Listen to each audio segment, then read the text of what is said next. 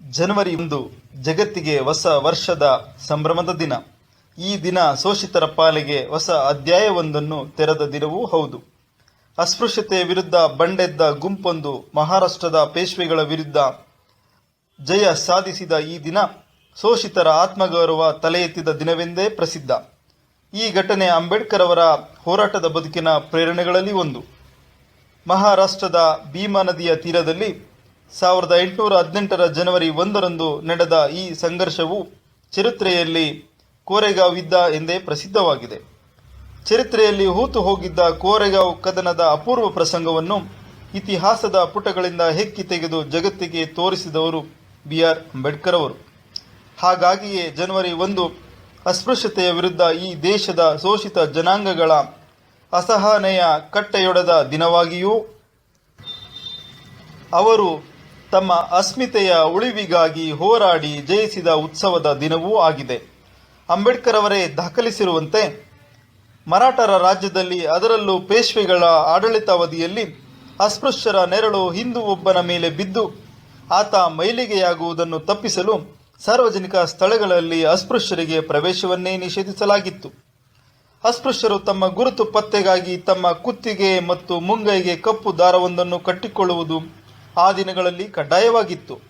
ಪೇಶ್ವೆಗಳ ರಾಜಧಾನಿಯಾದ ಪೂನಾದಲ್ಲಿ ಅಸ್ಪೃಶ್ಯನೊಬ್ಬ ತಾನು ನಡೆದ ದಾರಿಯಲ್ಲಿ ಹಿಂದೂ ಒಬ್ಬ ನಡೆದು ಮೈಲಿಗೆಯಾಗುವುದನ್ನು ತಪ್ಪಿಸುವುದಕ್ಕಾಗಿ ತನ್ನ ಸೊಂಟಕ್ಕೆ ಹಗ್ಗವೊಂದನ್ನು ಬಿಗಿದು ಅದಕ್ಕೆ ಕಸದ ಪೊರಕೆಯೊಂದನ್ನು ಕಟ್ಟಿಕೊಂಡು ತಾನು ನಡೆದ ದಾರಿಯನ್ನು ಗುಡಿಸಿಕೊಂಡು ಬರಬೇಕಾಗಿತ್ತು.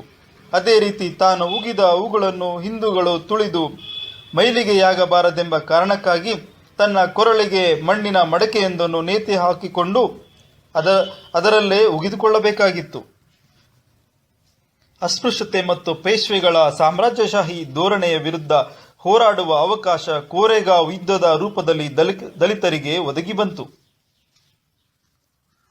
ಅಸ್ಪೃಶ್ಯರ ಈ ಐತಿಹಾಸಿಕ ಯುದ್ಧವನ್ನು ಅಂಬೇಡ್ಕರ್ ಅವರು ಚಿತ್ರಿಸಿರುವುದು ಹೀಗೆ. ಪೇಶ್ವೆಗಳ ಮೇಲೆ ದಾಳಿ ನಡೆಸಲು ಬ್ರಿಟಿಷ್ ಕ್ಯಾಪ್ಟನ್ ಸ್ಟಂಡನ್ ನೇತೃತ್ವದಲ್ಲಿ ಬಾಂಬೆ ರೆಜಿಮೆಂಟ್ನ 500 ಮಹರ್ ಸೈನಿಕರು, ಪೂನಾದ 250 ಅಶ್ವದಳ ಹಾಗೂ ಮದ್ರಾಸ್ನ 24 ಗನ್ಮೆನ್ಗಳು ಡಿಸೆಂಬರ್ 31 ರಾತ್ರಿ ಸಿರೂರಿನಿಂದ ಹೊರಡುತ್ತಾರೆ.